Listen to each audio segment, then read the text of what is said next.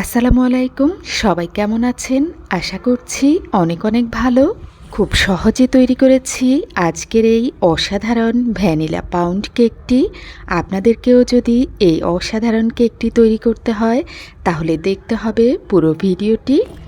2 পাউন্ডের একটা মোল্ডে আমি একসাথে 2 পাউন্ড কেক তৈরি করেছি। তো 2 পাউন্ড কেক তৈরির জন্য আমার লাগছে 4টা ডিম। তো 4টা ডিমকে আমি ভেঙে নিয়েছি। আর লাগছে 1 কাপ চিনি। ডিম এবং চিনিকে ভালো মতো বিট করে নিব এক বিটার দিয়ে। 2-3 মিনিট বিট করার পর এবার আমি দিয়ে দিব 2 পাউন্ড কেকের জন্য 2 চামচ ভ্যানিলা এসেন্স। ভ্যানিলা এসেন্স দিয়ে এবার আবারও বিট করে নিব একদম ফোম হওয়া পর্যন্ত। চেষ্টা করবেন যে অবশ্যই যেন ভ্যানিলা এসেন্সটা ইউজ করেন, এতে করে ডিমের যে একটা গন্ধ থাকে সেই গন্ধটা আর একদমই থাকবে না। তো ডিম যখন আমার ফোম হয়ে এসেছে এবার আমি দিয়ে দিয়েছি 1 কাপ তেল, আধা কাপ গরুর দুধ, আধা চামচ লবণ। এবার আবারও 4-5 সেকেন্ডের মতো বিট করে নিব।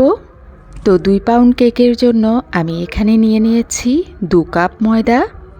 ময়দার সাথে অ্যাড করে নিচ্ছি 2 টেবিল চামচ কর্নফ্লাওয়ার, 1 চামচ বেকিং পাউডার, হাফ চামচ বেকিং সোডা।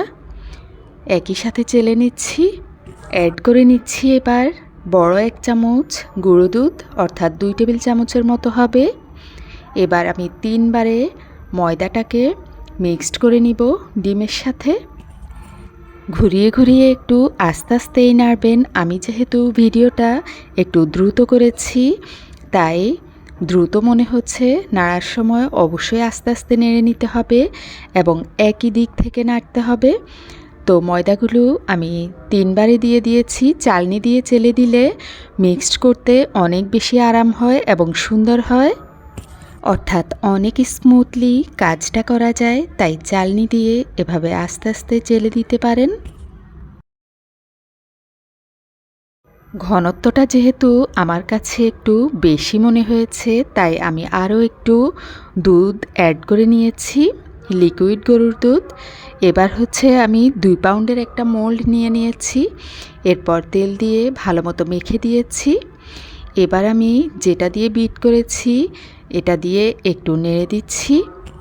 বেটারটা আমার ঢালা হয়ে গেলে আমি ঝাঁকি দিয়ে নিব, এতে করে ভেতরে যে বাবেলস থাকবে সেগুলো কিন্তু উঠে আসবে। কিছুটা গার্নিশ করে নিচ্ছি। গার্নিশিংয়ে দিয়ে দিচ্ছি কাজু বাদাম, কাঠবাদাম এবং কিশমিশ, এতে করে দেখতে অনেকটাই ভালো লাগবে। তো এবার আমি বড় একটা পাতিল নিয়ে একটা কাগজ বিছিয়ে দিয়েছি। এর উপর একটা স্ট্যান্ড দিয়ে দিব। স্ট্যান্ডের উপর আমি মোল্ডটা বসিয়ে দিব। এরপর ঢাকনা দিয়ে দিব। ঢাকনা দেওয়ার পর চুলাটাকে প্রথমে আমি 5 মিনিটের মতো বাড়িয়ে ফ্রি হিট করে নিব। এরপর চুলাটাকে একদম কমিয়ে 40 মিনিটের মতো কেকটাকে আমি বেক করব। মাঝখানে একবার চেক করে নিয়েছি। তো এবার ফাইনালি আমি আরও একবার চেক করে নিব একটা কাঠি নিয়ে। ভেতরে ঢুকিয়ে দেখব যে কেকটা পারফেক্টলি হয়েছে কিনা। যদি পারফেক্টলি কেকটা হয়ে থাকে তাহলে কাঠির সাথে একদম কিছুই লেগে থাকবে না, অর্থাৎ ডোটা বা বেটারটা লেগে থাকবে না। তো দেখতেই পাচ্ছেন কেকটা কতটা পারফেক্ট হয়েছে।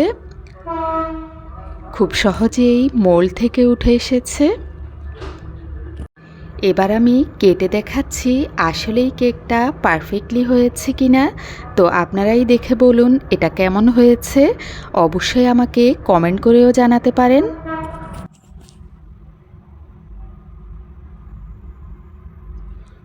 দেখতেই পাচ্ছেন কেমন হয়েছে।